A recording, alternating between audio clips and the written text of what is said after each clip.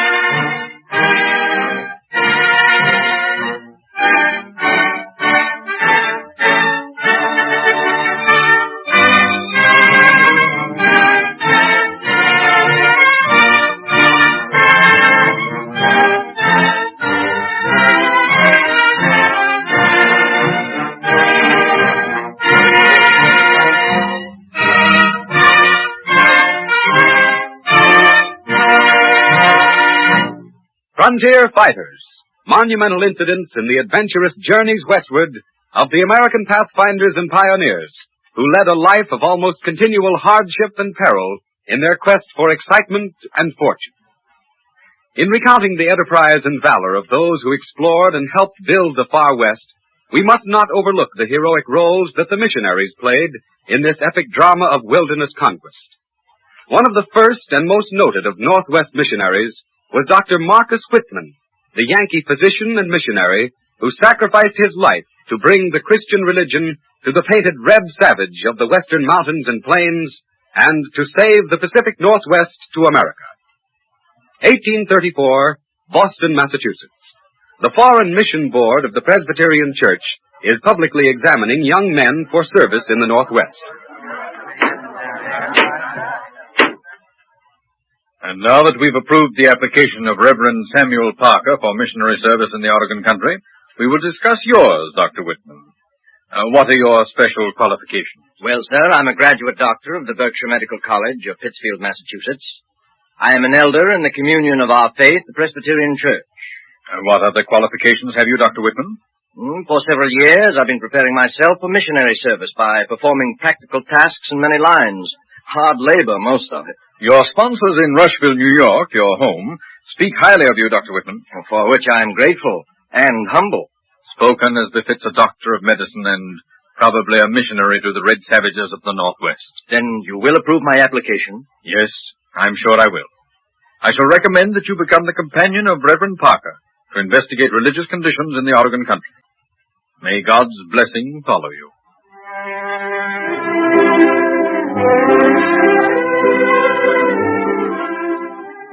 Dr. Whitman and Reverend Parker found the far Northwest so promising a field for their labors that Dr. Whitman returned to Boston for permission to establish a permanent church in the wilderness.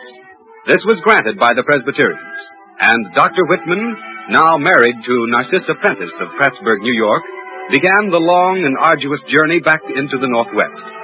They were accompanied by the Reverend and Mrs. H. Spaulding, also newly married.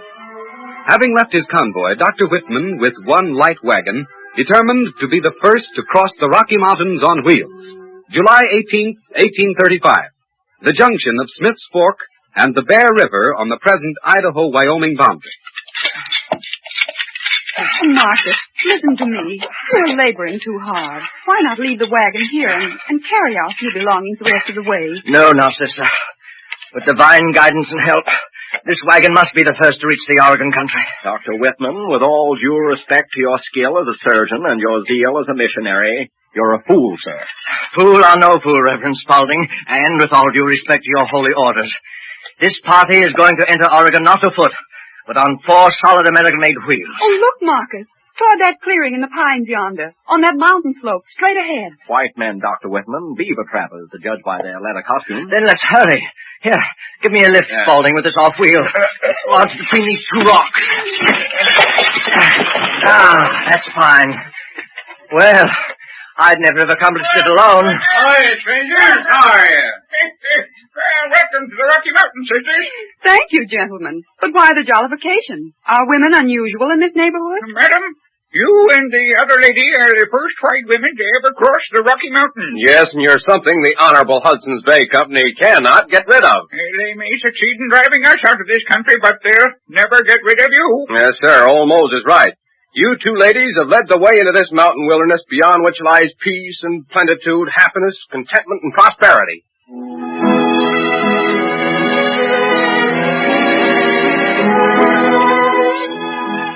Dr. Whitman and his bride established themselves at Walla Walla, in what is now the state of Washington.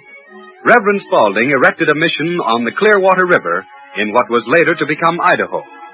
As the Oregon country was claimed both by the United States and England, it was only natural that the Hudson's Bay Company, a British concern, would discourage in every way the emigration of Americans.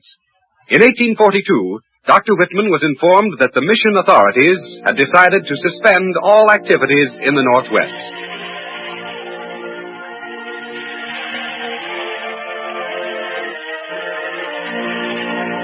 Narcissa. Yes, Marcus? Narcissa, I must go to Boston. In the winter time? Oh, Marcus, I'm sure God will be willing to wait until spring. No, I must go now.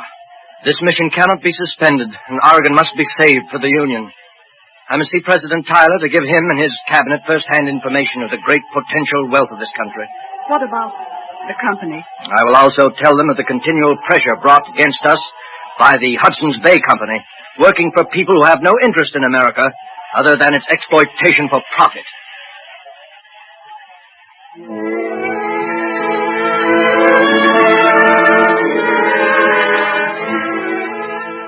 On the following day began one of the greatest rides in history. In the dead of winter, ostensibly to save a small Christian outpost, but in reality to save the Oregon country for the American people. Warned at Fort Hall that the Pawnees and the Sioux were on the warpath, Dr. Whitman and his companion Amos Lovejoy abandoned the northern trails and took a southerly course, with a guide over the Spanish Trail, causing them an additional 1,000 miles of horseback travel. Winter now set in earnest.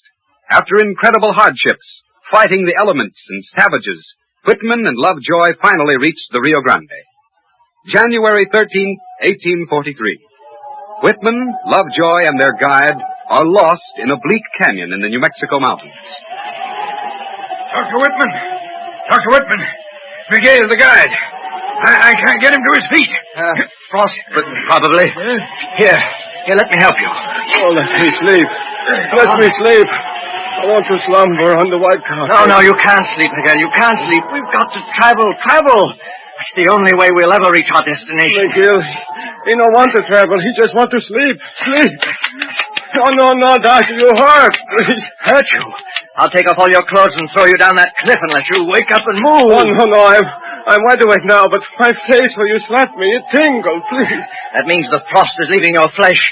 Now march.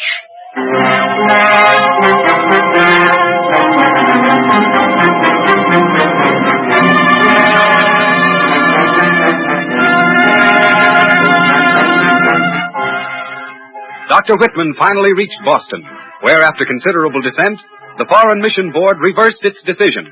The Whitman mission was saved. Dr. Whitman also interviewed President Tyler and his cabinet, giving the federal authorities valuable information, which later helped to determine America's policy in dealing with England over the so-called Oregon question. Back at his mission again, and his persecutors unable to shake his determination to win and hold the Oregon country for the United States, Dr. Whitman's career reached an atrocious climax. November 29, 1847. My people die, O medicine man, and you do nothing. I am powerless, O chief. The pale-faced medicine man's magic is greater than mine. He is the servant not of the Great Spirit, but of the Evil One. Who told you this? A half-blood, a trapper of the Hudson's Bay traders. But the pale-face has given my people corn, saved them from starvation. is healed them of their pain and extracted the arrows of their enemies. Only to secure their confidence, to prepare the good soil for the rotten seed. If your medicine cannot overcome this plague which has fallen on my people, what can I do? Make war. Make war against whom? Against the pale-faced doctor and his squaw who cast the spell of the spotted death over the red people of your glorious tribe. Show me proof of the white man's perfidy, and I will punish him. You demand proof. Look, your son, Grey Eagle, approaches. His head is deeply bowed in shame. My son, why do you avoid my eyes? My sister, Red Fawn, your daughter. Oh, Father. Spotted death? Yes, my father. Grey Eagle, my son, take 4 braves of your clan to exact the blood vengeance from the pale-face invaders, as prescribed in the death ritual of my people. Go.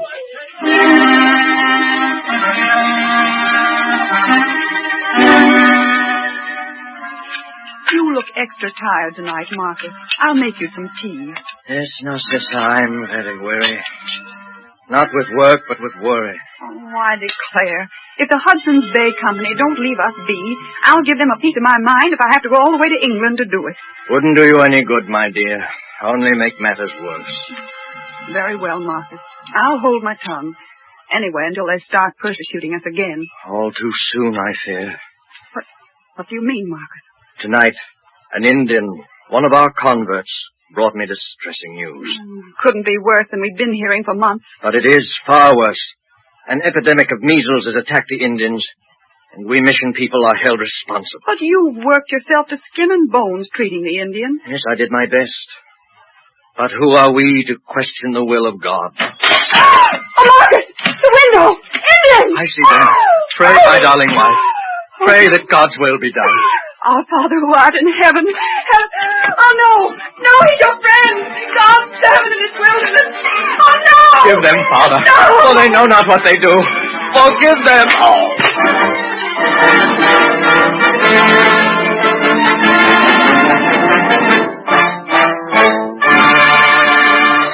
Thus ended the earthly careers of Dr. Marcus Whitman and Narcissa, his devoted wife.